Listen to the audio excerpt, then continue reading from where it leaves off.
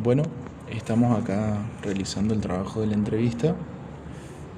Presentate, por favor. Mucho gusto, mi nombre es Rodríguez Darío Adrián. Bien. Mira, Adrián, te voy a hacer unas preguntas. Vos contestame de una manera sencilla y rápida, concisa. Son un par de preguntas, pero va a ser un proceso rápido. Ok, ok. Bien. ¿Está trabajando actualmente? Actualmente no. Actualmente hace un mes y medio o dos ya no me encuentro trabajando. ¿Cuál fue su último trabajo? Mi último trabajo fue como asesor comercial, eh, representante de Movistar para Conecta, Bien. en un call center. ¿Cómo se enteró de la postulación? Me enteré de la postulación cuando ingresé porque mi hermana, que trabaja allí, me había comentado de que empezaron a abrir nuevas búsquedas para contratar a personal y bueno, entonces yo me postulé, envié mi currículum a través de CompuTrabajo. ¿Qué le interesó del puesto? Primeramente la flexibilidad horaria, que eran pocas horas, o sea, son 6 horas de corrido, y también de que era un ambiente ideal para poder estudiar también, o sea, para poder desempeñar esas dos actividades, tanto trabajar en un horario y el resto del día poder estudiar. Bien. ¿Cómo fue el proceso para adaptarse? La verdad que me adapté bastante rápido porque en el call center se trabaja por grupos, o sea, no sé, no es un trabajo meramente individual, es un trabajo grupal en el cual lo bueno es que te asignan un grupo, por ejemplo, de 20 personas, y con ello a medida que va pasando el tiempo te relacionas con tu superior también. Y la verdad que se hace un lindo ambiente y es fácil, o al menos a mí me pareció fácil relacionarme. Bien. ¿Cómo fue su proceso de selección? Mi proceso de selección, una vez que yo me postulé, pasaron alrededor de 3 semanas y me llamaron. Me hicieron una entrevista grupal Ujú. y me dijeron que pasado, una vez terminada la entrevista, me dijeron que en los siguientes 7 días iba a recibir una respuesta si avanzaba a la siguiente fase. Al día 6 por la tarde me llamaron y me dijeron que iba a tener una segunda entrevista. La tuve, que duró, esa sí fue individual, duró aproximadamente media hora. Y ahí eh, la persona que me ha entrevistado me dijo que si aprobaba esa segunda entrevista me iban a llamar en el transcurso de ese mismo día para hacerme una tercera. Y literalmente pasaron una media hora y ya me llamó la tercera persona.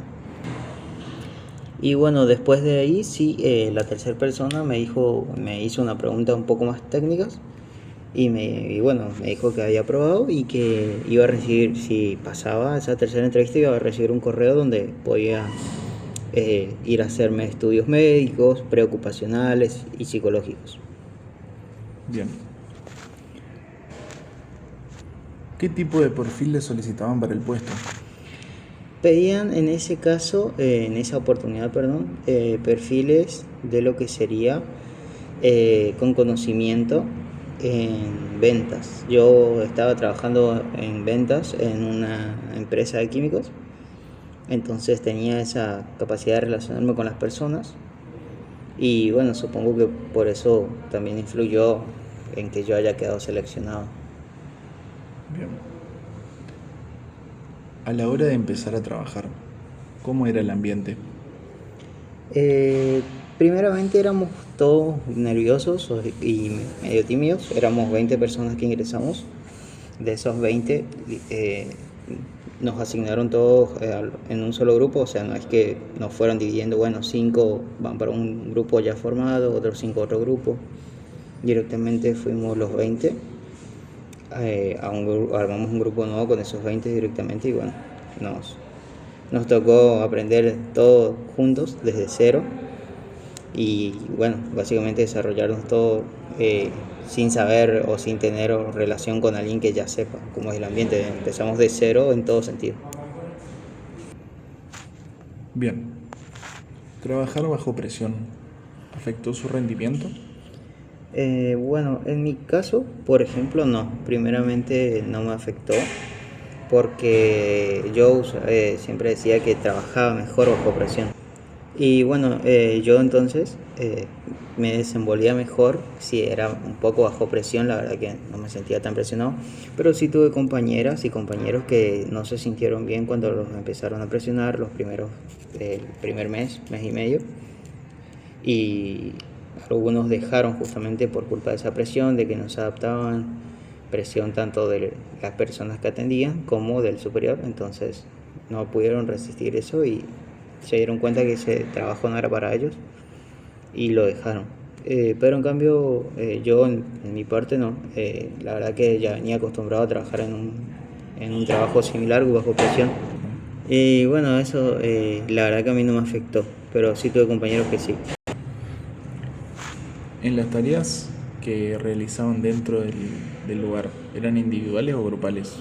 Las tareas eran, o sea, el desempeño se medía primeramente individualmente, o sea, de acuerdo a cada uno, a cada asesor, y luego de forma grupal. O sea, si éramos 20, primero se veía la métrica, la calidad de los 20. Seguidamente se controlaba y se verificaba la métrica grupalmente, o sea, a ver cómo estábamos desempeñándonos como grupo. Bien.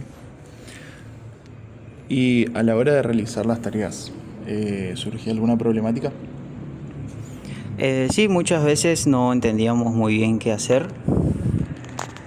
y bueno, nos costaba un poco al principio, pero después sí se fue desarrollando a medida que íbamos pasando el tiempo.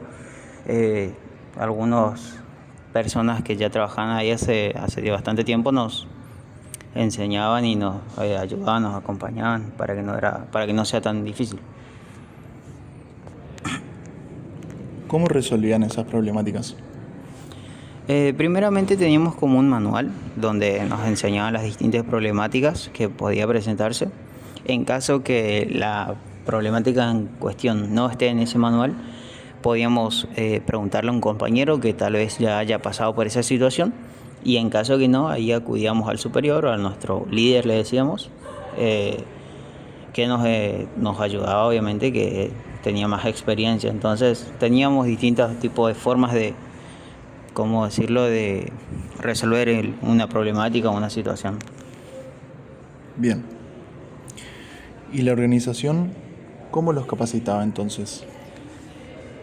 Capacitación como tal solo había si te iban a mover o te iban a trasladar de área a un área que sea muy diferente a la que ya estabas. Por ejemplo, si estabas en un área de facturación y ibas a pasar a otra similar, y a menos que haya una herramienta nueva, directamente no había capacitación. En cambio, si vos, por ejemplo, estabas en el área de facturación y pasabas a un área técnica o un área de ventas, ahí sí había una semana de capacitación o más, dependiendo a qué áreas pases.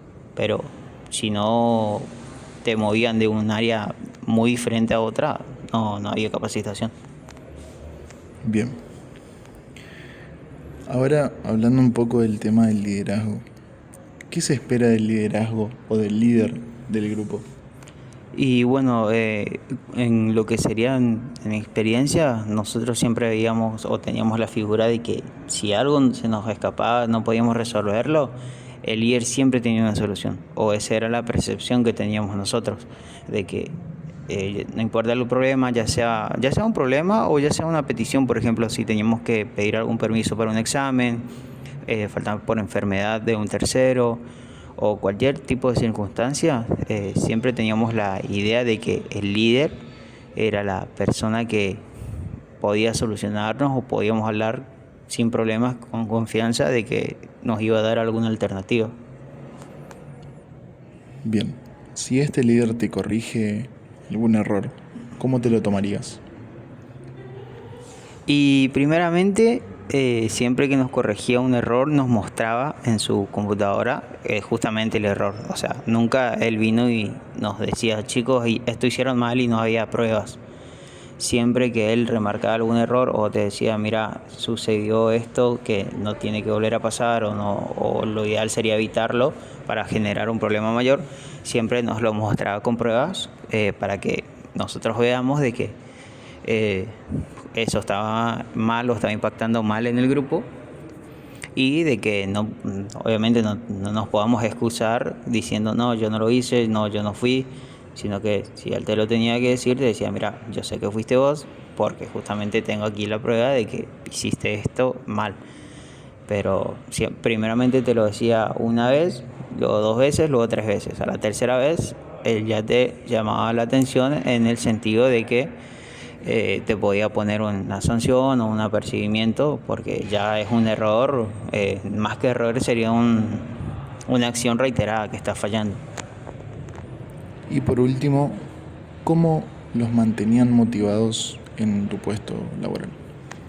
Bueno, en lo que sería mi puesto, eh, nos motivaban mediante incentivos o premios. Por ejemplo, si hacíamos 10 ventas en el mes, o perdón, en el día, si hacíamos 10 ventas en el día, ya ellos nos decían, bueno, les damos media hora sin trabajar. O sea, a vos como asesor te dan media hora libre para que vos descanses, porque bueno, cumpliste el objetivo del día.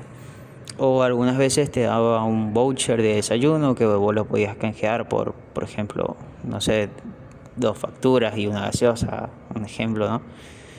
Tenía distintos tipos de incentivos. O lo mismo, en algunos momentos, si no te podían dar media hora libre, tampoco te podían dar voucher.